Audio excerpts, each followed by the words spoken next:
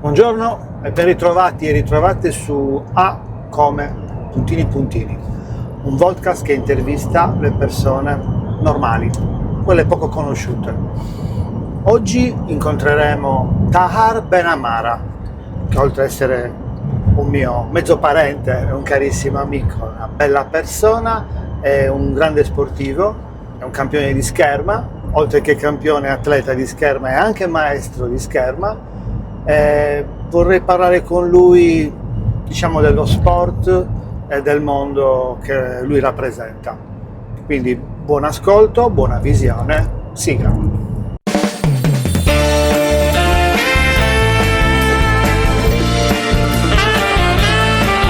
A come puntini puntini. Un podcast ideato e condotto da Francesco Congio.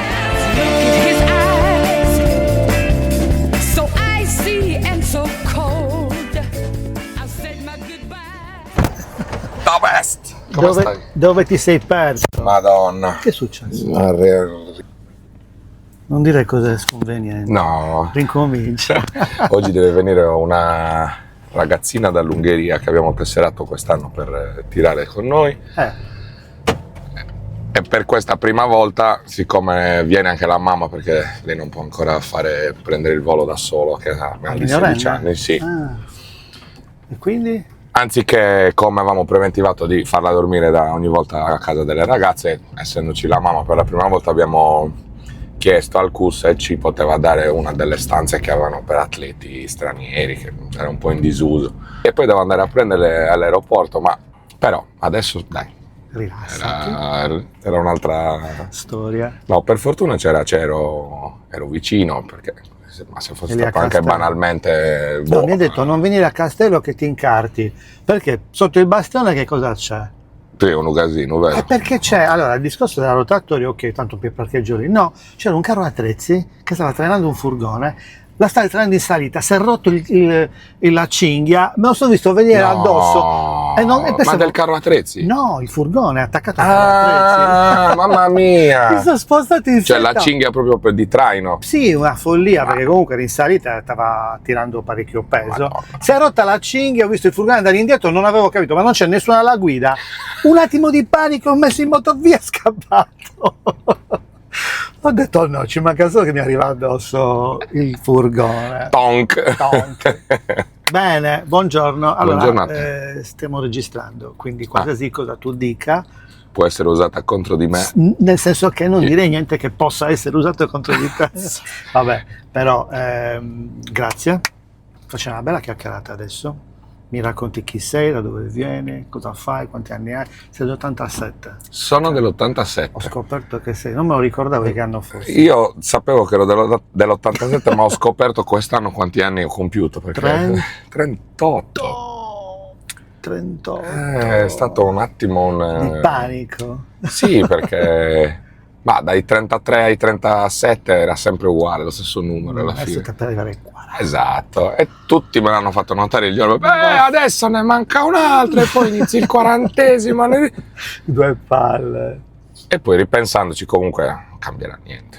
No, bravo. Sono già arrogato da 10 anni fisicamente, Rotto? quindi sì, sono bello. E comunque complimenti, ho letto che sei passato agli italiani. Sì. Raccontami, che risultato è questo? Questo è un bel risultato nella mia fase, perché io comunque ho già un'età parecchio avanzata, insegno la scherma a parte delle persone che poi partecipano anche a quella stessa gara, quindi Cioè tu e gli atleti, i tuoi atleti sì, sono è tuoi avversari. È un mix di emozioni un po' strano anche da gestire. Infatti, per quanto possa solo sembrare uno sforzo fisico o una giocata sportiva, dietro c'è una gestione di emozioni, di momenti completamente difficile nelle gare regionali, perché c'è altra gente coinvolta con cui io lavoro tutti i giorni, e comunque anche dover rinunciare magari a seguire un atleta perché io devo fare il mio incontro in quel momento, magari ottavi di finale, lui fa il suo, io faccio il mio. Durante la gara tu esatto. dici? Durante la preparazione no, No. ognuno si fa il suo. Sì. Ah, durante la gara? Questo ovviamente succede solo in gara regionale, perché poi in gara nazionale Non il c'è. mio percorso, lui ha il suo percorso e l'altro ha il suo Tu percorso. sei che categoria sei? Categoria ora? Categoria mia è master, anche se faccio ancora le gare assoluti. Ah, questo era assoluto. Sì, Wow, questo era assoluti. quindi è un bel risultato. Assolutamente, considerando che poi appunto i primi 8 hanno una media di tra i 15 e i 20 anni meno di me, Cavolo. 15-20 e non 6 o 7. Quindi non dimmi che hai gareggiato con che ne so, con Anita. Anita faceva la stessa tua femminile, gara? Sì, però ovviamente i maschi e Anita è femmine la tua sono allieva, separati. che ha 22 anni, 20 anni. 20 anni, 20 sì, anni. sì, 20 ne deve compiere. 18 anni di differenza, la tua allieva. Non te la sei trovata contro? No, perché maschi tirano solo con i maschi e le femmine solo con le femmine. Questo Perdona. è sempre. Siete Quindi sono esistiti. due gare in parallelo. No, scusa, non stavo ragionando in quel senso, è ovvio, certo. No, però appunto, per esempio, Non l'hai potuta le seguire. ragazze fanno la loro gara, ma io sto facendo la mia, quindi è un guardare, chiedere due cose, perdere La concentrazione. magari. 30 minuti, quindi anche lì devo fare tante scelte. Se io sto iniziando un incontro che può essere difficile, a malincuore devo cercare un attimino di concentrarmi e chiudermi in me stesso. La cosa bella però è che mi diverto, e sebbene quando avevo 34-35 anni pensavo vabbè, un altro annetto lo faccio di gare, tanto alla ogni fine. anno dici lo faccio. Però mi sto rendendo conto comunque alla lunga che non riesco a vedere un giorno in cui dirò Basta. non lo faccio più, quindi comunque Devo dire le gare fisica, master dai. continuerò sicuramente fino a che sono in Fisico. piedi. Le master sono poi divise in categorie fino a 70 anni, quindi 40, non è 50, esatto, 60. da 40 a 50, da 50 a 60 eccetera. Quelle le potrai sempre fare. Quelle le potrò sempre fare perché comunque i coetanei si suppone che siate più o meno alla pari, cioè Erano rotti come te, Eh. ugualmente rotti. un altro conto. Io adesso ancora è il terzo giorno, senti anche forse la voce E il terzo eccessivamente baritonale. Il terzo giorno dopo la gara io ancora sono in difficoltà di ripresa. In down? Sì, Wow. poi la voce è perché ho urlato tanto, Con chi? di gioia, di sfogo, in Davvero? momenti, sì, in finale, in momenti Balordi. giusti anche. E quindi cosa succede adesso? Che tu hai fatto le Ho fatto regionali? questa prova regionale per e i quindi campionati adesso italiani. posso fare la prova nazionale. Per il campionato italiano bisogna accedere da 2-3 prove nazionali. Io l'anno scorso, per esempio, perché possono accedere soltanto 50 persone dalle prime 2 prove e altre 32 dalla terza, quindi 80 in tutta 82 in Italia, tutto, quindi siamo in all'interno tutta dei Italia. 100 italiani. Sì, Tu adesso come sei posizionato? Come 37, 37 in Italia? sì, Cavolo, bravo. su 2100. Parliamo di scherma. Non è male, di spada, Di spada? solo di spada, sì. Ah, di spada, Mm. che è una disciplina che non ho mai capito. Spiegami un po' le differenze tra spada. Nella e spada non ci sono regole, nel senso che l'unica regola è che il primo che tocca fa punto. fa punto. Ci può essere un'eccezione di punto doppio, quindi a tutti e due, se le stoccate arrivano con una differenza di meno di 50 millisecondi, quindi praticamente insieme. Però se già si accende soltanto il primo. Ok, hai detto non Se ci arrivano insieme si possono accendere tutte e due le luci. Cosa vuol dire non ci sono regole? Perché Non le ci regole... sono regole che ci sono nel fioretto e nella sciabola, dove a seconda del bersaglio che tocchi o comunque dei bersagli che vengono toccati si possono accendere 2 luci con 2 tempi completamente diversi e l'arbitro deve interpretare la regola, cioè l'azione, scusa. È sia nel fioretto che nella sciabola, perché sono uguali dal punto di vista delle regole. Se i 2 tiratori si toccano entrambi in un bersaglio valido, tu devi dare il punto a chi ha iniziato l'attacco per primo. E iniziare l'attacco vuol dire una serie di cose che anche gli addetti ai lavori hanno difficoltà a capire. Lo sentivo questo. Comunque che manifesta prima dell'altro l'intenzione di voler toccare, non è solo una questione di avanzamento, ma si deve vedere l'intenzione di toccare. E questo lo valuta il giudice? E questo lo valuta, esatto. A sua discrezione. A sua discrezione. Poi invece i colpi sono la punta. Nel fioretto è la punta, e puoi prendere soltanto il busto, quindi braccia, testa e gambe sono escluse. E invece nella spada puoi colpire tutto il corpo, sempre di punta, quindi testa, piedi, gamba, piede, ginocchio, qualsiasi cosa. È pericoloso? No. No, ho partito. No, cioè nel senso provi soltanto, questo è proprio fresco di domenica. No, vabbè. Non è Però non è pericoloso a Vabbè. livello, sono fatto più male giocando a calcetto. Esatto. Mi sono rotto il crociato, quindi ancora dico, Guai in a 30 anni te, di scherma sì, ho avuto guai a magari te. qualche fastidio, qualche infiammazione eccetera, ma Niente di che. calcetto proprio. Senti, poi hai detto sciabola, ma sciabola? La sciabola ha le stesse regole del fioretto, cambia il bersaglio, è dalla cintura in su tutto, quindi testa, braccia e busto, e le Scusami, gambe no. quindi anche le gambe nella spada? Sì. E ci sono i sensori anche lì? No, perché non essendoci bersagli non validi, Ok. il bottone della spada si accende unicamente se tu lo premi fino a fine corsa, e per premerlo fino a fine corsa è sufficiente che tu applichi la giusta pressione su un qualsiasi punto Quindi del non è corpo. che riceve il punto, il No. pulso, ma è Mentre nella spada. No, c'è un bottone e con un unico circuito, una luce, se lo premi tutto si accende, se non lo premi tutto non si accende. Quindi ci metti anche forza, Ci vuole una pressione di 750 grammi minimo per farlo. che intendiamoci quanto è. Però leggera. Sì, questo. Ok, Anzi, forse col pollice questo fai Così. una cosa del genere. ok. Però, Come mai hai scelto spada? Cioè, l'hai scelta? non l'ho scelta io, perché io ho fatto anche fioretto da bambino, anzi sono stato messo in guardia di fioretto Hai iniziato a? 7 anni, 7 anni. anzi 6 anni, ma Subito ti hanno fatto a provare. no, era molto giocoso i primi due anni, È giocoso. fioretti di plastica, è proprio un gioco. Io infatti adesso mi occupo da solo del gruppo dei non agonisti che hanno 5, 6, 7 anni. Davvero, ce l'hai tu? Sì, Ti piace farlo? sì, è molto stimolante, ci vuole tanta pazienza, Molto quindi comunque, però mi sono anche reso conto che riesco a farla abbastanza Ti abbastanza senti bene portato? ormai. Ho anche iniziato presto a prendere spunto dal mio collega Simone, che anche lui è diventato maestro, però prima di me lui era un compagno mio di allenamenti più grande. E lui non gareggia più. Lui adesso fa qualche gara, ma Master magari. sì, master, qualche volta magari qualche assoluti regionale, ma a seconda degli impegni che ha non è assiduo.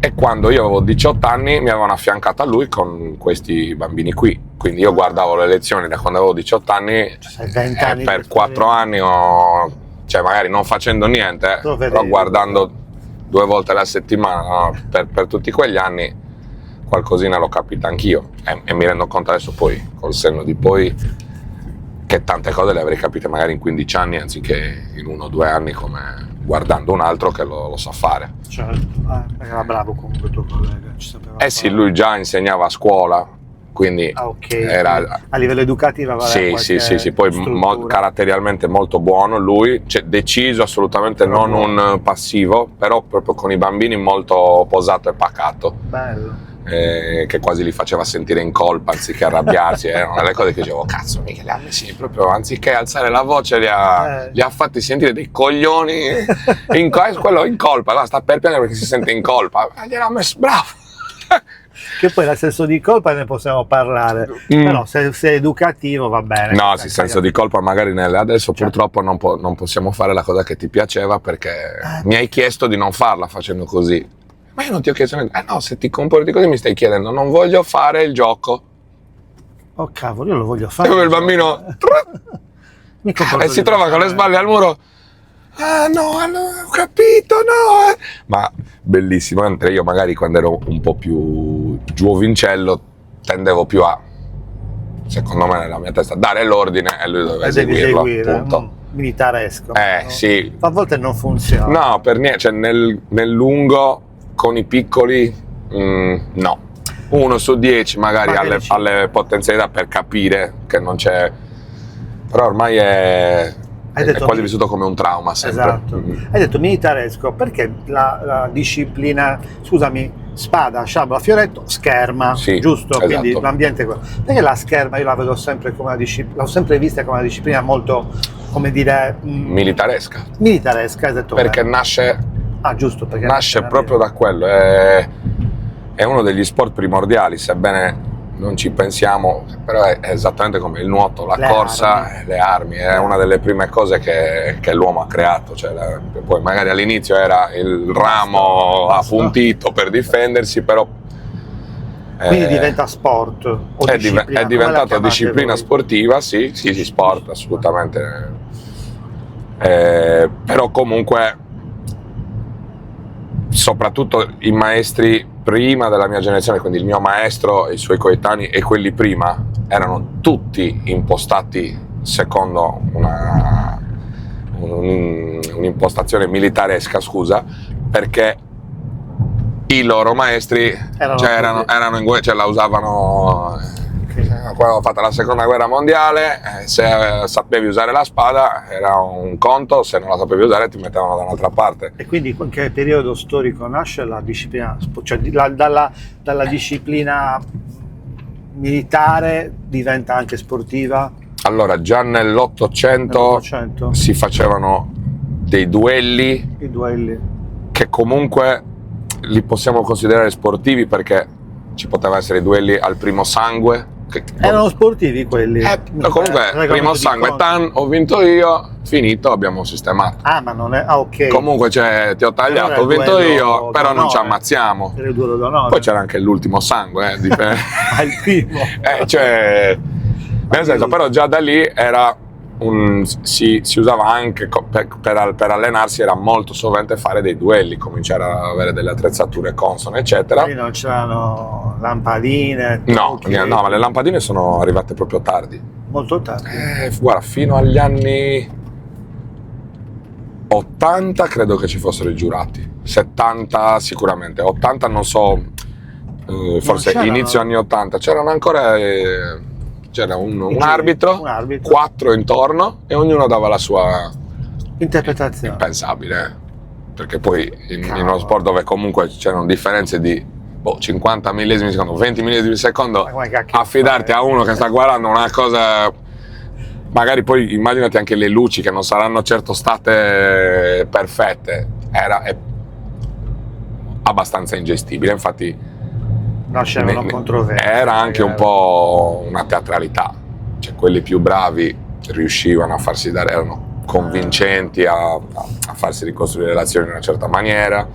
Infatti vedo, ora che lo dici questo, vedo molta teatralità nell'essere convinti di aver stoccato, cioè quindi quasi per influenzare il giudizio finale. Sì, quello tantissimo nella sciabola, dove l'azione si svolge all'85% sempre lì al centro per pronti a voi, essendo l'unica arma dove puoi colpire anche di taglio. È molto più facile toccare a livello offensivo dai lati, piuttosto che soltanto con la punta, che è così come il fioretto alla spada, quindi certo. È molto più portata all'attacco. La reazione di entrambi i tiratori, il 99% delle volte, è che tutti e due urlino. Poi c'è anche lo sforzo fisico, però c'è anche una reale convinzione sul momento di averlo fatto prima, di aver fatto un gesto prima. Il giudice, ovviamente. Sì, poi magari dopo la ricostruzione alcuni li vedi che dicono sì, hai ragione, però è sempre dopo, sul momento è mio. C'è la ricostruzione? Sì. C'è la moviola? Se gli atleti la possono chiedere... Quante volte? 2 volte. 2 volte? 2 volte in un match. Però ovviamente se tu lo vinci, cioè se tu vinci il challenge e hai ragione, ti rimane come nel... Cioè se hai ragione ne hai sempre 2, come nel tennis. Del torto li hai consumati. Esatto, okay. Sì. Poi ovviamente ti parlo ai campionati italiani, c'è dagli 8 in poi, in Coppa del Mondo soltanto nelle fasi di eliminazione diretta, alla gara regionale c'è la moviola, alla Open nazionale, assalto per i 128 non c'è la moviola. Poi quando arrivi negli 8 magari sì. Qual è stato il tuo miglior risultato in carriera come sportivo, come atleta? Direi il terzo posto Open Terzo nazionale, posto nazionale. Oh, nel 2019, bello. dove c'erano anche tutti gli atleti olimpionici, per intenderci. Wow. Sì. Olimpiadi, hai avuto pensiero di arrivarci? Ci hai provato? Con l'Italia impossibile. Impossibile. La Tunisia è stata un'opzione degli ultimi tempi, considerando il come si è poi evoluta la mia carriera, che adesso comunque sono ancora abbastanza performante, soprattutto ogni giorno mi sento che imparo qualcosa di più, quindi sono nella fase ancora spugna, nonostante l'età. Davvero? Sì. È sempre stimolante questa cosa di... Tanti mi hanno anche, tanti maestri più esperti mi hanno detto che o fai l'uno o fai l'altro, e io ho capito anche la loro intenzione, cioè puoi diventare veramente bravo in uno o nell'altro. In uno comunque sei grande, non è che puoi fare chissà cosa, quindi ti conviene dedicarti totalmente a quello. Però siccome io non vengo dal club migliore del mondo, dalla realtà mondocentrica, qua siamo su un'isola, il livello della scherma negli ultimi 30 anni era basso, con un progetto di 15 anni lo stiamo risollevando, però da qui a dire possiamo tirare su 3 campioni del mondo ogni anno ce ne vuole ancora tantissimo. Quindi quello che ho imparato io da atleta in questi anni sento che sta dando molto all'ambiente. Poi io magari non ci vado alle Olimpiadi e non vinco i mondiali, però sento che sto continuando ad apprendere un sacco di cose che posso trasmettere a uno di 14, 15, 16 anni, cosa che io non avevo a quel tempo. Quindi magari un maestro al pari tuo, cioè che nel senso come livello... Non ce ne sono altri in Italia che fanno quello che faccio io, questo esatto. Cioè nel senso che gli altri maestri che non sono come te atleti, sì, nel senso al pari tuo come età, non come esperienza, hanno meno capacità di apprendimento che hai tu come atleta. Assolutamente sì. Cavolo, bella questa cosa.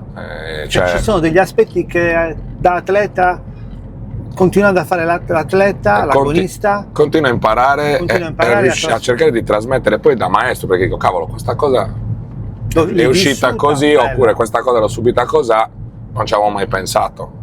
Vediamo come si può sviluppare. È un po' come quando, vabbè, non c'entra un cavolo, però mi viene in mente come il formatore che continua a formarsi, cioè quello che non si arrende mai, esatto. non si accontenta mai, che fa i corsi e poi insegna, e fa altri corsi e poi insegna, quindi oppure li prova, oppure li mette in pratica e continua a imparare e insegnare. Guarda, io ho avuto come modelli di riferimento tanti maestri secolari, nel senso che sono arrivati a più di 80 anni ancora ad andare alle gare, a guardare, a lavorare con atleti di calibro olimpico, magari avendo fatto tutta una carriera lavorando anche con i bambini. Quindi per me quello è il formatore per eccellenza, chi lavora con i bambini e poi li porta alle Olimpiadi è l'eccellenza. Ma quello che mi ha sempre appassionato di questo loro atteggiamento era che, nonostante fossero palesemente tra i 10 più bravi del mondo e comunque tra i 3-4 più bravi in Italia, loro comunque andassero alle gare tante volte anche senza atleti per aggiornarsi, per vedere come si evolvono gli atleti, perché dice una cosa che ho capito, cioè uno di questi mi ha detto una cosa che ho capito, che io posso vedere una cosa, lavorarci per 5 anni e quando stiamo cominciando a capirla come gruppo quel modo di non lo fanno più, perché nel frattempo ci sono atleti che sono più fisicati oppure atleti che incentrano più, quindi è una continua evoluzione. E vedere uno appunto che ha vinto tutto, Olimpiadi, mondiali, europei e quant'altro, continuare a cercare di imparare mi fa dire ma non ho capito ancora niente, quindi è una cosa infinita, per quanto poi la teoria sia prefissata, cioè non c'è più di un certo tanto, e poi la pratica e l'evoluzione umana fanno sì che ogni 10 anni ci siano delle cose diverse. Si cambi totalmente. Sì, e anche adattarsi ai tempi prima degli altri ti facilita tante volte il lavoro o ti rende quello che inizia un po' più avanti rispetto agli altri. Senti, qual è stato secondo te un limite che non ti ha permesso di arrivare a livelli più alti, diciamo? Fisico o tecnico? O opportunità, può darsi anche questo. Più scelta secondo me, perché non voglio fare il lamentino, però a 18 anni i miei genitori erano ben disposti a farmi andare a studiare fuori. E quindi non erano contrari assolutamente a provare. I tuoi genitori, esattamente, era proprio vai fuori perché hai molte più opportunità fuori, assolutamente fai tu quello che vuoi, però noi non ti mettiamo limiti. Vuoi provare a entrare a Torino, vai. Perché c'era bisogno di fare un salto tecnico, diciamo? Di confronto, perché sì, negli anni in cui ero 16, 17, 18, 19, che avevi il tuo massimo magari potenzialità, sono gli anni in cui puoi apprendere il meglio della tecnica. Non avevo nessun rivale, ma non dico in sala, proprio in Sardegna. E che è successo? C'era soltanto il mio compagno più vecchio, che al tempo aveva già 45 anni, con cui mi sono riuscito ad allenare, però era chiaro che fossi fisicamente più forte magari e non tecnicamente. Non tanto quello, cioè lui comunque ormai stava dando anche come stimoli sono due strade che si incrociano in così, senza stimoli e quello con lo stimoli anche durante una gara è più facile che quello con gli stimoli molli meno facilmente. Uno che non ha stimoli magari dice vabbè, sono andato sotto di 2 punti e pensa subito fanculo, oggi ha vinto lui, sono stanco, non c'ho voglia, quindi sicuramente quello ha fatto la differenza. Però è stata poi una mia scelta quella di non uscire fuori, e nella mia testa, io adesso che ci penso da grande mi viene da ridere, ma io ero un grande appassionato, da tifoso del Cagliari, delle bandiere, di quelli che rimanevano al Cagliari e rimanevano non va, capito? Okay. E dicevo che bello, vorrei fare qualcosa invece qua con la mia palestra, nella mia... Ma io cosa ne sapevo in quel momento? Nulla. Anche questo compagno più grande mi diceva tu per fare il salto devi andare fuori da qui. Io ne hai parlato con i tuoi, con Redwan, Paola? Al tempo? Sì. Cosa che hanno detto? Ero io che fai quello che vuoi, non volevo proprio. Diceva, mia mamma era molto sul peccato, cioè perché perdi un'opportunità quando puoi andare. Lei mi diceva anche ti iscrivi a Pisa e vai ad allenarti a Pisa, a Torino, e io avevo questa cosa in testa che non sapevo neanche. La bandiera. Sì, ma in realtà poi sono contento che mi abbiano lasciato fare, perché in un modo o nell'altro la strada l'ho trovata partendo da questo pensiero, perché poi ci ho riflettuto dopo e evidentemente già lì volevo creare qualcosa di meglio nell'ambiente. Poi nella mia testa di 18 anni ero io che andavo a vincere le gare, però il vero desiderio era fare qualcosa per quel gruppo, per quell'ambiente lì dove ero cresciuto da bambino. Il tuo obiettivo? Far crescere il gruppo, insegnare? Non a 18 anni. Far crescere il gruppo e basta a 18 Sicuramente anni. Sì. Di insegnare io l'ho scoperto dopo aver iniziato i corsi che mi piaceva. Dopo hai iniziato? Il primo corso da istruttore regionale, livello base, perché così. L'hai fatto? Perché avevano organizzato un corso da istruttore regionale che non fanno ogni anno, ma li fanno a seconda di quante iscrizioni e domande ci sono. Esatto, quell'anno l'avevano organizzato, non l'avevano fatto negli ultimi 15 anni, e il mio collega mi aveva detto questo ci serve anche a noi, cioè facciamolo dai. E l'avevo fatto, ho dato l'esame e poi mi ricordo basta, non voglio per un altro anno vedere libri eccetera. E invece il mio collega Andrea mi si era avvicinato a lui, che mi ha fatto ma perché invece adesso che abbiamo appena dato l'esame siamo ancora freschi con le cose in testa, non facciamo il corso per il livello successivo che inizia tra 2 settimane, perché se aspetti un anno e poi magari molliamo. Invece adesso ce l'abbiamo là, e grazie a Dio l'ho ascoltato. Poi l'ho molto riassunta, ma questa conversazione era avvenuta, cioè tipo ti vengo a prendere alle 11 in Castello, fermato in una via buia, ho un'idea. Cioè, e l'idea era quella che stiamo ormai svolgendo. Cioè, Tu e lui siete insieme a fare questa cosa, questa persona? siamo ormai in 5, però diciamo che io e lui siamo I le motori. teste operative, sì. Sì, i motori. Testa e braccio alternati, perché a volte lui è testa e io braccio, e a volte al contrario, quindi ci Bello, completiamo E quindi avete abbastanza messo bene. su un gruppo, quindi una scuola, o comunque c'era già la scuola? C'era già, Però? ed era sfaldata, nel senso che i nostri 2 vecchi maestri erano stati costretti ad andarsene, si erano portati via degli atleti. Io, che avevo 20 anni, avevo scelto di rimanere con i miei 4 amici che rimanevano al CUS, e ci siamo affidati alla guida di questo Simone, che era il mio compagno più grande, che aveva iniziato i corsi da maestro prima di noi, ma che di fatto, cioè, faceva il nostro maestro, ma io sapevo che fino ad avantieri ci allenavamo insieme, quindi era un maestro un po' per finta, perché era quel ruolo lì, però grazie a quegli anni lì, che eravamo in 5, adesso siamo in 120. 120? Sì. Complimenti. Ma quante altre squadre ci sono?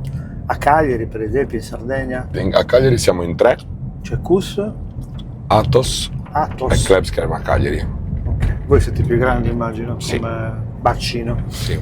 150 atleti? Però arriva da un'organizzazione, non è un caso, non è un vantaggio, perché sono il CUS, sono i più fighi. Noi eravamo meno di tutti un tempo, con progetti nelle scuole, tirare la cinghia, perché per 3 anni, 2 anni e mezzo buoni, cioè, per risanare tutta la sala e quindi acquistare tutta l'attrezzatura, io mi sono messo 150 euro al mese di stipendio per 2 anni e mezzo. Poi è vero che comunque ero giovane e non è che dovessi fare chissà quali spese, o comunque le trasferte mi venivano pagate da alcuni, avevo anche degli aiuti. Però di fatto e comprare attrezzatura. io andavo tutti i giorni a skate, tutti i giorni, per poi 150 euro al mese, che magari mi si bruciavano rompendo una spada, perché una lama costa quel tanto. Quindi io magari mi allenavo, vabbè dai, il mese di maggio è andato via. Senti, giusto una parentesi, cosa hai fatto? Il liceo? Che liceo hai fatto? Il liceo scientifico Alberti. Ok, e poi non fai università? Ho fatto lettere. Lettere? Sì, prima di realizzare che lo stavo facendo unicamente perché mi veniva facile e perché mi ci avevano un po' spinto in quello, proprio perché avevo abbastanza facilità nel fare certe cose che effettivamente a 19-20 anni potevano sembrare un po' più, a me non mi pesavano tanto. Studiare, intendi? Andare a lezione, ascoltare. Sì, cioè capire, riuscire a capire dei concetti. Sì, ma era quella materia in sé, o anche nel pratico riuscire a risolvere delle situazioni senza troppo sforzo. Però poi dopo 2 anni e mezzo di questa cosa mi sono reso conto che non avevo la minima voglia di andare verso quella direzione. Dicevo, ma cosa faccio? E stavi già facendo il maestro? È stata una cosa contemporanea, quasi successiva, cioè in quell'anno di oblio perché poi ovviamente il terzo anno sono rimasto senza gli stimoli, e io ho fatto, pensa, in lettere non c'era un programma di studi, c'era numero di crediti, vuoi dare l'esame, lo puoi dare, ma erano tutti esami singoli, quindi non primo anno, secondo anno, terzo anno. E ho dato tutti gli esami che mia mamma mi diceva, ma quelli li danno tutti quelli al quarto anno.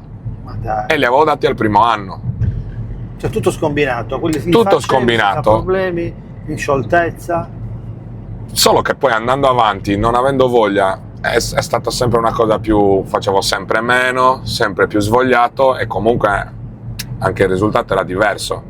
E lì, vedendo un risultato ogni volta magro, dopo quello che secondo me era impegno, dicevo, cosa sto andando a fare? Perché lo sto facendo? Ma poi voglio andare a insegnare, cioè cosa fare? No, e quindi ho avuto un anno in cui mi sono un po' più dedicato allo sport, cioè che mi allenavo tutti i giorni, eccetera, ma senza realmente fare nulla, né a livello di studio. E l'anno dopo, con questa cosa iniziata per caso, poi si è accesa una scintilla e più persone dicevano, comunque c'è una facilità di trasmettere certe cose che quella non la insegni. Quella non la impari. Non la puoi, sì, è un modo comunque empatico di rivolgerti ai bambini e ai ragazzi che da fuori si vede, quindi comunque anche dentro la mia società mi hanno spinto tantissimo, però mi hanno fatto sentire importante in questo progetto. Bello. E col senno di poi è stato molto bello, perché io comunque sto facendo quello che voglio, quello che mi piace, l'attività che mi piace, ma nel frattempo si sono create tante altre occasioni, che tipo il lavoro a scuola, che per me è sempre un traino. Che lavora a scuola? Io lavoro alla Chatterbox come insegnante di educazione fisica. Ma dai! Ma è nato dalla scherma. Cioè, che non lo sapevo questo. Sono andato lì per fare il corso extra scherma. Ok. E un anno ho fatto, ma l'anno prossimo vuoi provare a fare le lezioni di educazione fisica con le medie? Che erano i primi anni che stavano nascendo lì le classi delle medie della Chatterbox. Chatterbox che è solo in inglese? Sì, anche se poi cioè, tu... ormai cambiando maestri tutto l'anno, cioè, senti parlare più italiano che inglese in giro per la scuola. Sì. Mamma mia, cambiato perché comunque i bambini, cioè, non si abituano mai a questa cosa, sentono altri che parlano italiano, altri che non sono madrelingua o comunque che... Ma non deve avere tutti madrelingua? Come progetto? No, perché tipo l'insegnante di italiano non deve essere madrelingua di inglese, per esempio. Ma tu con loro parli in inglese? Sì. Cioè sei obbligato o invitato a farlo? No, a me piace farlo perché sì. Okay. Cioè, quella è una scuola, imparano quello, nasce così, tre cose. Scuola. Poi se perdo la pazienza, o meglio se gli faccio credere che sto perdendo la pazienza, perché il 90% delle volte è una finzione, adesso fai paura. Ommone di 1,90 m, quanto sei? Con questa voce qui, poi paura. Ieri era brutto. Era zero. È zero. Quindi era... Sì, ti ho chiesto di sedervi. Ti ho chiesto di Ecco, cioè, non so. di sedervi. Certo. E davanti a me il delirio, nessuno che mi guardava. Io, vi prego, ascoltatemi una volta. Quindi insegni le mattine a scuola? Il martedì e il giovedì. Anche questo frutto dell'accordo rispetto al mio lavoro, che io gli ho già detto considero primario, il maestro di scherma. E comunque dal tuo lavoro di maestro ci puoi vivere? Ce la fai a vivere? No, è una domanda indiscreta, ma per capire comunque dal punto di vista generale se lo sport sta riuscendo potenzialmente sì. Ok. Diciamo che integri con l'insegnamento? Al momento sì, ma il mio obiettivo è proprio fare solo quello. Sì. Okay. Quindi riuscire ad avere una stabilità anche nelle mattine, però riguardo alla scherma. Perché se io facessi scherma anche la mattina anziché la scuola sarei ancora più contento, ovviamente. Quello dipende da che cosa? Dagli iscritti, dalle quantità? Anche dagli spazi, da un sacco di altre cose. Quindi ci sono un sacco di dinamiche. Banalmente inseriamo il corso per universitari le mattine, o per i corsi in scienze motorie, o per gli atleti paralimpici, che comunque c'è un bacino a Cagliari di atleti disabili che hanno voglia di fare, che non abbiamo idea, solo che serve lo spazio e le attrezzature. L'organizzazione. È l'organizzazione. Mi viene da pensare come se stessi gestendo un'impresa, lo sai? Più o meno è quello, lo sai. Sei un imprenditore sportivo che sta cercando di creare una realtà che consentate ad altri di vivere bene. Sì. Questa è una bellissima cosa. Sì, è una cosa del genere, non tralasciando poi il fattore umano, perché appunto quello che devono sentire tutti è che fanno tutti parte di una famiglia, non di una palestra, ma proprio un gruppo. Come si fa spesso, esatto, volentieri in certe imprese, di creare delle famiglie, ovviamente con i se e con i ma, perché poi lavorare, famiglia e famiglia, ci sono due cose diverse, però creare una sorta di impresa dove c'è un manifesto, nel senso, come c'è un disegno, un manifesto, intendo, lo sai cos'è un manifesto imprenditoriale? Cioè sono i punti nodali, mission, vision, obiettivi, condivisione, tante cose, etica, ok. Però già il tuo sport ne ha un sacco di questi valori intrinseci, quindi creare una famiglia sportiva è una bellissima visione e missione allo stesso tempo. Assolutamente, ma cosa hai imparato dalla scherma, o cosa si può imparare in generale dalla scherma? A vivere proprio a più riprese nella vita, perché ti insegna tante cose, tra cui l'organizzazione del tempo, degli impegni in primis. Cioè, se non... Come tutti gli sport? Come tutti gli sport. Ok. Forse pensando e facendo un paragone con gli altri, ma non voglio essere No. Ci sono tante cose, tanti dettagli, infatti non è purtroppo uno sport per tutti, anche per quello, perché per certe cose è complicato. Ci vuole un'attenzione ai dettagli molto particolare. Scusa, la bellezza. Vedi cosa c'è qua? C'è un mega evento di kitesurf. di kitesurf. Quindi tu di pomeriggio tu vedi centinaia Tutti di vele, bellissimo. che è uno spettacolo della natura, cioè non della natura, uno spettacolo, non è della natura, però quello Lo spettacolo nella natura. Nella natura, bravo, nel mare. La cosa meravigliosa è che questi eventi sono pochi rispetto alla possibilità che il Golfo di Cagliari offre, vela, windsurf, kitesurf, Si può fare wakeboard, di tutto. Di tutto. Di tutto. Sì. Vabbè, dicevi, scusami, l'organizzazione del tempo. L'organizzazione del tempo, l'imparare a condividere lo spazio e le cose con gli altri. Il nostro è uno sport individuale, ma da solo non ti puoi allenare. Tu Come il tennis, hai bisogno per forza di un altro davanti a te. Nel tennis Puoi fare qualcosa da solo? no, non è che puoi fare qualcosa da solo, ma con il maestro a tu per tu puoi simulare molto più realisticamente certe dinamiche, soprattutto agli inizi. Con la scherma no.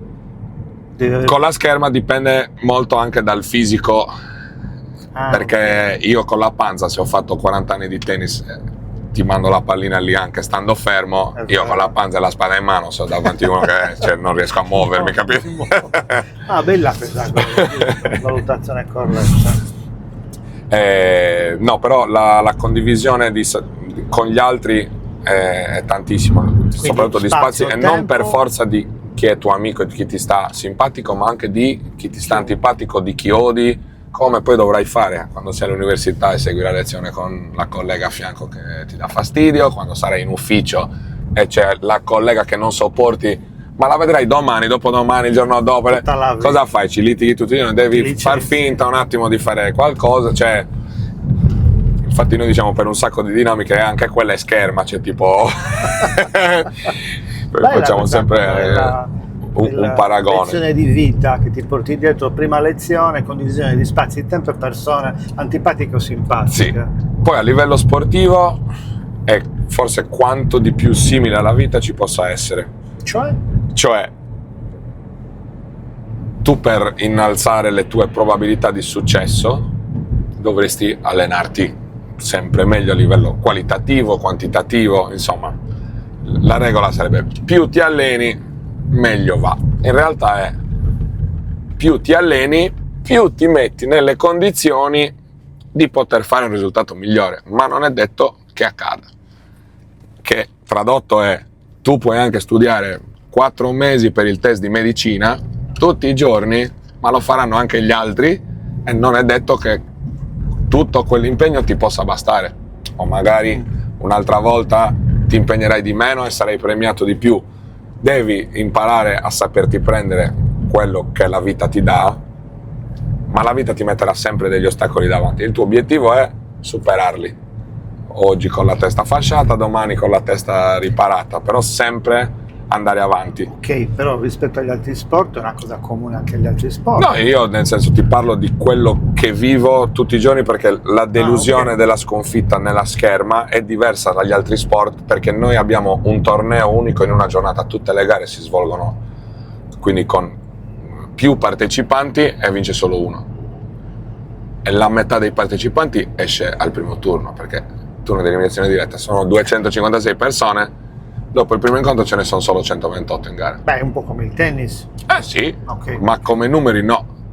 In che senso? Nel senso che tu nella media sei sempre portato a sentirti l'ultimo arrivato. Se tu fai, c'è una metà di atleti in gara che arriva in gara e esce subito. Ok. Quell'atleta lì, se pensa in maniera di risultato, si considererà sempre in tutta l'adolescenza un incapace, uno che non sa fare sport. Perché? banalmente gli unici fattori e dati che può visualizzare sono la classifica e vedere che su 256 persone io sono 233 e dici cacchio, vabbè, lo rifaccio la gara dopo, mi rialleno altri 5 mesi, ma si allenano anche gli altri e comunque i geni sono diversi in tutti, a parte l'allenamento, magari arrivo 210. Sì, c'è stato un leggero miglioramento. Rischi di rimanere sempre lì. Non riesci a vedere il meglio. Poi fai 6 mesi bellissimi dove in allenamento ti escono tante cose, il giorno della gara sei agitato e non riesci a fare le cose dell'allenamento. Ma è tutto in una giornata, tutto quello che hai fatto nei 6 mesi prima. Quanto dura, come si chiama, un tirato? No. Allora, in termine tecnico. Un match o comunque un assalto. Un assalto. Può chiamare, sono la stessa cioè cosa. questi atleti che fanno la gara, quanti match fanno? Uno solo? Tu ti scontri contro Tizio, No, Caio? il torneo si svolge sempre prima con dei gironi, quindi gironi da 6 o 7 persone, in cui tutti i partecipanti di un girone sfidano tutti gli altri una classifica in un match a 5 stoccate in 3 minuti. Quindi chi arriva prima a 5 vince, oppure chi alla fine dei 3 minuti è in vantaggio vince. Ok. Questa fase dura tra un'ora e un'ora e mezza, quindi ognuno di questi ha fatto 6 incontri. C'è una classifica cumulativa di tutti. Prima ci sono tutti quelli che hanno tutte vittorie, poi tutti quelli che hanno tutte vittorie e una sconfitta, poi quelli che hanno vinto 4 e perse 2. E tra di loro classifica generale. Okay. E tra di loro sono messi in ordine questi, tipo tutti quelli con le vittorie, perché uno è primo e l'altro è terzo, perché il primo ha una maggiore aliquota tra le stoccate date e quelle ricevute. Si raggruppano soltanto così. Dopodiché, a seconda del numero di questa classifica, si crea un tabellone di eliminazione diretta, per cui arrotondo a 256, il primo incontra il 256, il secondo incontra il 255. Quindi se vai lì, fai un girone, non sei ancora il primo che incontri è uno che ti fa 15 a 0 in 20 secondi. Mamma mia, e tu dici non è casuale, peccato, perché nel tennis invece è casuale, è un po' esatto, ci sono le teste di serie, quelle sì, però è anche un po' casuale, cioè tu puoi incontrare al primo turno uno abbastanza forte, e quindi lì te la giochi, esatto, sì. come è successo tra Alcaraz e Fognini, è stato meraviglioso, che si aspettavano una batosta, invece si è difesa come un drago, e lui è un 36enne, lui è grande, 37 forse li ha già fatti. Il match più bello che abbiamo mai visto, troppo divertente, e soprattutto il comportamento di Alcaraz è stato chapeau, perché veramente gli ha detto chapeau. Bravo ragazzo, bravo Alcaraz, molto bravo, sì. Molto bravo. Non so se l'avrebbe fatto Djokovic in quel modo, Federer forse sì, perché Federer è anche una brava persona. Sì, Federer è difficile vederlo arrabbiato. Federer è incredibile, no, Federer comunque anche nella sconfitta faceva il sorrisino. Era troppo divertente. Lui era troppo figo. Vabbè. E dicevi, quindi sono queste i valori della vita, poi altri ce ne sono? Disciplina? Questa fase qua però è una fase secondo me la più importante, perché nel mondo in cui vivono i ragazzi oggi, soprattutto gli adolescenti, una gara andata male può essere vista come un fallimento di una vita, una cosa... Bello questo del fallimento. Però non è così. Per vincere bisogna fallire, ma soprattutto l'obiettivo, perché tutti vogliono fare la stessa cosa che vuoi tu, è che tu sia meglio di te stesso il giorno prima, non che tu sia meglio di tutto il resto del paese, perché nel 99% dei casi non sarà possibile, c'è sempre uno più forte di te, per tutti vale questa cosa, per tutti, quindi gestire il poi c'è quello baciato dalla fortuna che è 1 su 1.000.000, che magari con lo stesso allenamento vede cose, ma è uno. Questa è la gestione del fallimento, la delusione. E in un paese come l'Italia, dove il livello medio è altissimo, quindi non c'è proprio una speranza di andare a fare una gara per partecipare. Sì, il livello medio sì, anzi secondo me come livello medio è il paese migliore del mondo. Come livello assoluto ci sono tanti paesi che ormai sono stabili, Però se io vado in Ungheria e tiro col numero 150 del ranking ungherese, nonostante l'Ungheria sia una nazione bombissima in spade, no, gli rompo il culo a occhi chiusi. Se io tiro col 150 in Italia, non è assolutamente detto mi può battere anche lui, così come il 200. Cioè c'è una fascia di atleti medi che non vale quanto la nostra. Che non vale quanto, sì, cioè che la nostra ne ha tanti di più, è veramente un... E quindi appunto un bel bacino, anche un bel vivaio, nel senso che c'è sempre la possibilità che si cresca. Ho visto dei buoni risultati a livello mondiale adesso. Assolutamente sì, cioè come poi alto livello è il meglio, perché l'atleta di alto livello ha veramente già sfidato crescendo un sacco di avversari diversi in tante condizioni, quindi è già molto più maturo rispetto ad altri in certe situazioni tecniche. La scherma mi fa pensare alla disciplina, alle regole, all'etica. Lo è, un sacco di anche se ci vuole la fame a livello di tempi, quindi è comunque sempre un duello. Quindi per quanto poi tu debba rispettare al massimo il tuo avversario, tu devi anche dargli il massimo, nel senso devi volerlo sbranare, sì. Cos'è questa però? Una sorta di... Cioè, anche in questo c'è etica, c'è rispetto. Sì. C'è competizione, sarà competizione, però... Guarda, uno dei miei idoli era Kobe Bryant. A cui poi... Poverino. Che ancora io ritengo il maggior responsabile del mio miracoloso recupero post-operatorio al ginocchio. Ma davvero? Sì. Perché, in che senso? Mi è entrato in testa in una maniera assurda e mi ha fatto dare importanza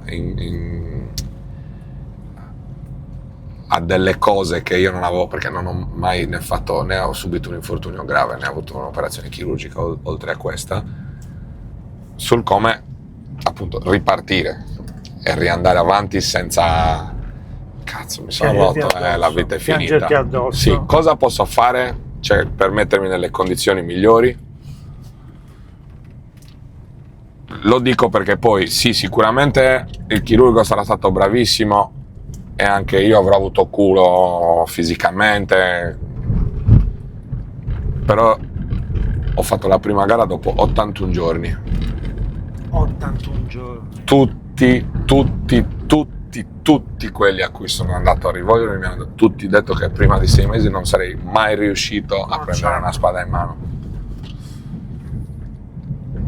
Quindi molto impegno. Tra cui il mio fisiatra, che poi mi ha considerato appunto l'eccezione, mi ha detto che mi ha salvato alcuni file con l'eccezione, i risultati dell'eccezione. Cos'è stato che ha permesso questo? La pazzia di capire cosa poter fare più degli altri e quindi anche l'organizzazione del tempo, per cui banalmente lui era uno tutti si allenano in NBA 2 volte al giorno. Come posso fare io per fare di più? Mi sveglio 2 ore prima e mi alleno 3 volte al giorno, quindi la mattina presto, poi mattina e poi pomeriggio.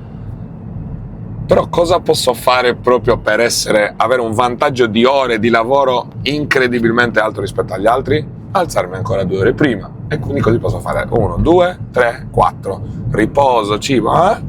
Quando vado in campo io so già che tu che sei davanti a me hai lavorato meno della metà delle mie ore, e quindi è difficile che io possa pensare che tu mi metta in difficoltà.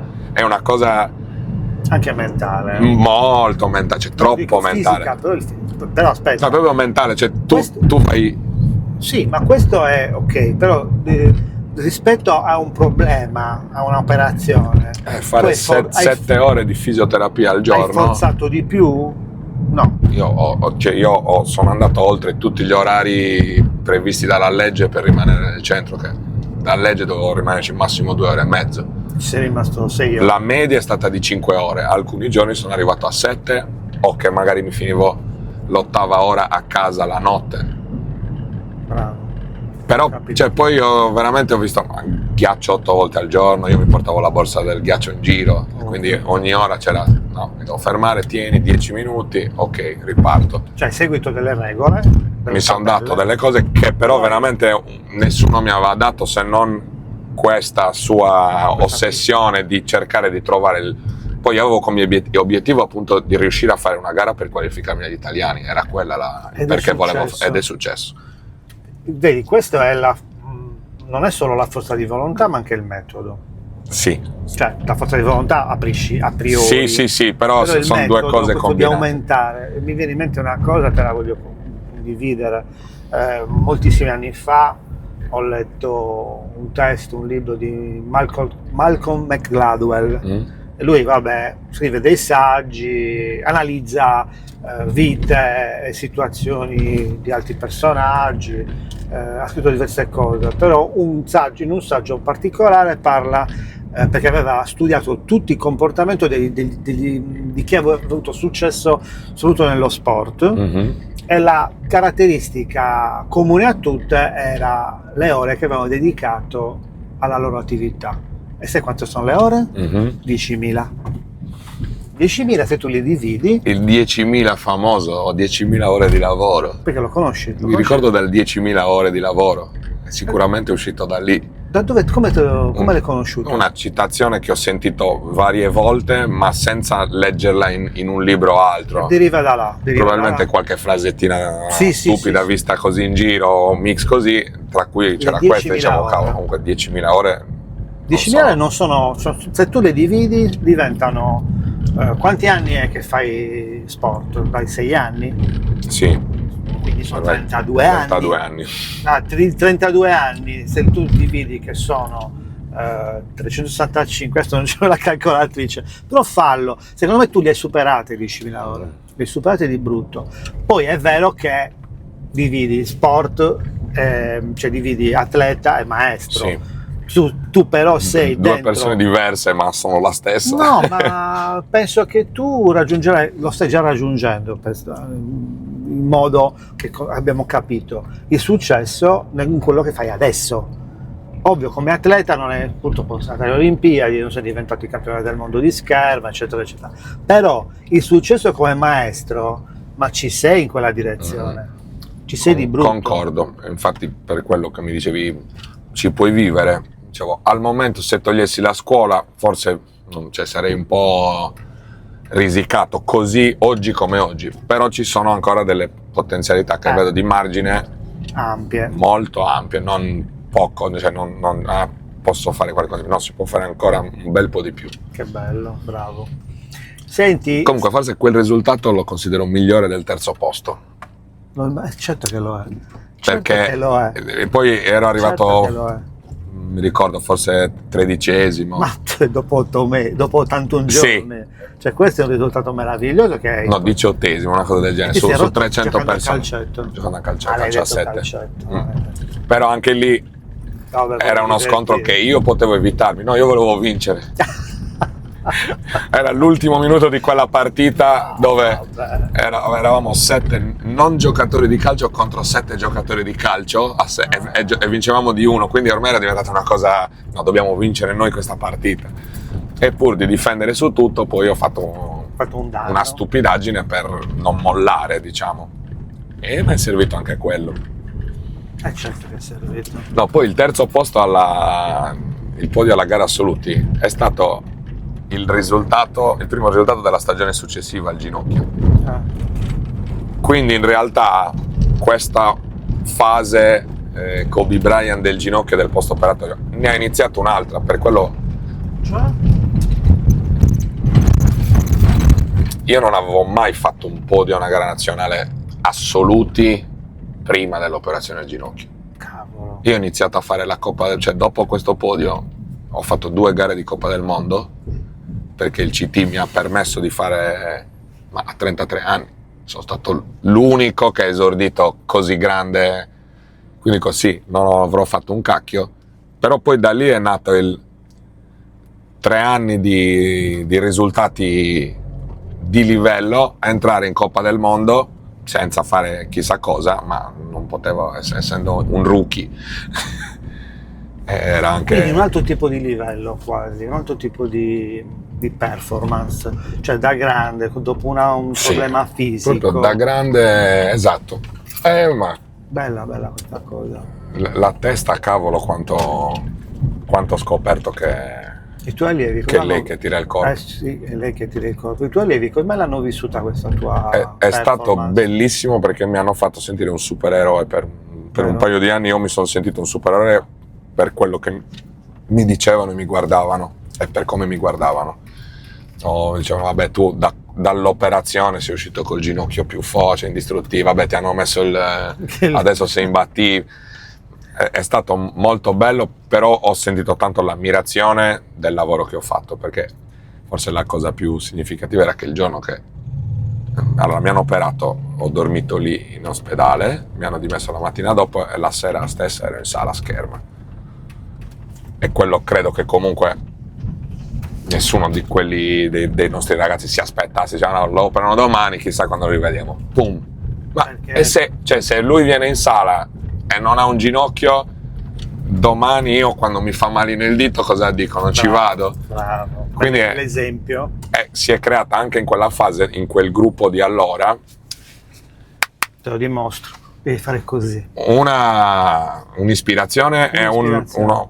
un modo di pensare non indotto volontariamente, ma quasi appunto per imitazione, che è stata una figata, cioè, Quindi l'esempio. perché poi vedere negli anni dopo gli atleti che ridicono queste Sai che stesse lui- cose in lo altre... sai che lui ha fatto così? No, Ah, che, no. che applicano quella che stessa applicano- cosa che in applicano loro loro- prima persona. Ma che raccontano Dice, anche agli c'ho un altri. ginocchio aperto, ti metto un gelato, no, non è niente, non mi faccio niente, cioè perché qua dice, cosa posso dire, gli dico mi fa male, ma io non gli ho detto nulla, è una cosa di cui si erano accorti, è stato veramente bello Quindi anche un tassello in più nella tua professionalità.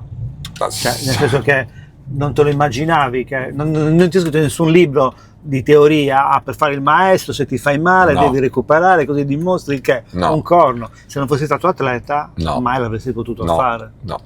E ti dirò, la prima lezione con il maestro, quindi io ero allievo in guardia, ma fermo in guardia, però comunque in mezza cosciata, l'ho fatta il 29esimo giorno dopo l'operazione. Dai. E quello lì, me lo ricordo ancora, cioè c'erano dei ragazzi che Come chi fa. quasi scioccati. Certo. È stato molto bello, è stato per me un periodo molto bello perché ho capito e scoperto tante cose e certe vittorie che ovviamente non possono essere viste. Per me quella è stata cioè, un mondiale, Un mondiale. per tutte le sensazioni che ho vissuto. Un'ora abbiamo fatto, lo sai? Non sembra. Cazzo. Allora, questo che abbiamo fatto, non te l'ho detto perché ti ho fatto salire in macchina, ciao, e tu, cos'è questo? Era un microfono, l'hai visto? Sì. Ok. È un podcast, video podcast. Mhm. Si chiama A come puntini puntini. Tu direi che cavolo di nome ha scelto per... vabbè, fregatene. No. Ma l'ho scelto perché ho pensato che ogni ospite che ho invitato, alla fine della chiacchierata, gli faccio una domanda molto molto banale, molto semplice, ma per la quale mi serve una risposta veloce. Io ti dico, A come? A Roma. Il caffè. E come mai? Perché io sono un patito di caffè. Ma la Roma come parola, oltre al caffè, come me la puoi inserire? A Roma la posso mettere pure che io la odio a Roma perché so da Lazio. No, sei No, sto della scherzando, Lazio, io so del guai. Cagliari. Ok, tutta la vita a Cagliari. Cagliari e basta. Se vogliamo parlare del tifo mi fai uscire di testa perché cioè, è sempre peggio. I ragazzini proprio del Cagliari non gliene frega nulla. Inter, Milan, Juventus, ma vattene a quel paese. Comunque, a parte il desiderio della Roma di caffè, ti dico A come autostima. Bravo, bella. Bravo. Cos'è Da l'autostima? cui ho imparato tanto in prima persona e seguendo gli altri. E che può veramente, secondo me, fare la differenza nel vivere in maniera sana o no. Cioè l'autostima, in cosa consiste per te l'autostima? L'autostima non essendo la percezione di se stessi non può mai essere messa sotto valore o avere un indice di riferimento. L'autostima è la percezione di se stessi nel mondo.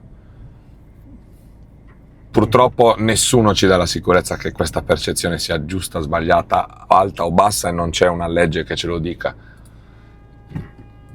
Ma il cercare di infondersi maggiore autostima sicuramente ti porta a maggiori risultati in qualsiasi campo, non sto parlando di sport.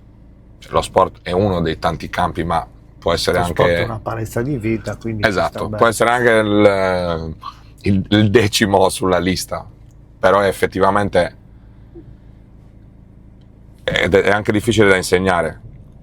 Tanti bambini che vedo e che cresco e che ho cresciuto negli anni hanno un'autostima, a prescindere dalle loro qualità, alta. 10 anni dopo va giù. no, sono sicuramente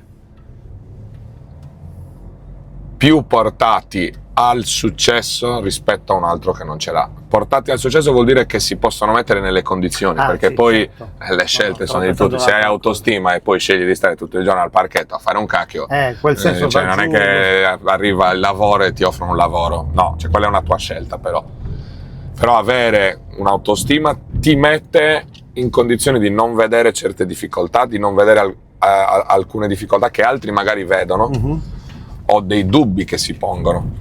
E anche a livello sportivo tante volte ho visto atleti che tecnicamente erano infinitamente inferiori rispetto a chi avevano davanti, ma con l'autostima al massimo non compensavano, sovrastavano questa cosa qua.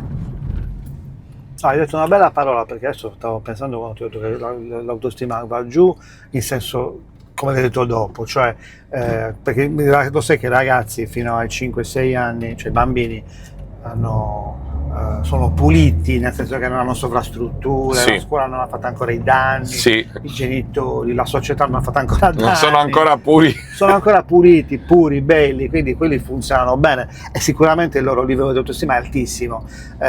Dopo crollo, ho pensato relativamente al fatto che con le sovrastrutture, con i metodi di giudizio, con le valutazioni, queste situazioni qui tendono a perdersi. Però la parola stima, che uso tantissimo quando incontro delle belle persone, che mi risuonano bene, allora dico con affetto e con stima. Cioè la stima è forse l'elemento per me molto importante, perché l'affetto poi vuole bene a tutti. Però stimare una persona è un'altra cosa, vuol dire che la vedi proprio sopraelevata. Sopraelevata, cioè, quindi autostima. Avere stima di te stesso vuol dire che proprio sei... Ci devi lavorare su questo. questo. No, sì, bello sì. quello che l'hai detto tu, autostima, l'hai tirato fuori tu. Quindi penso che avere l'autostima, essere consapevole di valere, è fondamentale, e magari lo sport ti aiuta, le buone compagnie ti aiutano, evitare certi percorsi sbagliati ti permettono di raggiungerlo questo livello. Concordo. Quindi obiettivi per il futuro? Essere migliori del giorno prima, sempre. Bravo. Sempre. Bravo. All'infinito. Bravo. Perché poi un obiettivo raggiunto comunque te ne dovrei mettere un anche a altro, noi, quindi saranno no? obiettivi più di un obiettivo. Grazie. Ma grazie a te. Ciao. Grazie. Oh, devi salutare. Ciao. Just a snake in the grass.